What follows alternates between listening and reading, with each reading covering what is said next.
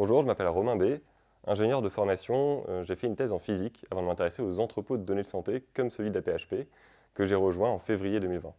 Je suis responsable d'une équipe de data scientists et nous développons les outils et les méthodes pour faciliter l'analyse de cette base qu'est l'EDS. Alors l'entrepôt de données de santé, c'est une base extrêmement riche. On a les données de millions de patients qui sont passés à la PHP et on peut retrouver à peu près toutes les données qu'il y a dans le dossier patient de ces patients. Par contre, analyser ces données, c'est quelque chose d'assez complexe, parce qu'on a des données qui sont par exemple sous forme de texte ou sous forme d'image, et c'est très dur d'analyser des millions d'images et des millions de textes d'un coup.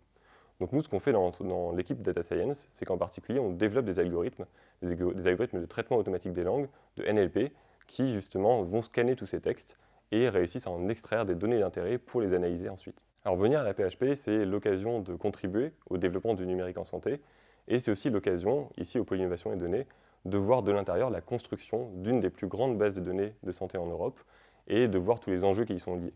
Donc les enjeux de protection de la vie privée, les enjeux d'analyse vraiment de données massives, d'interaction entre informaticiens et médecins.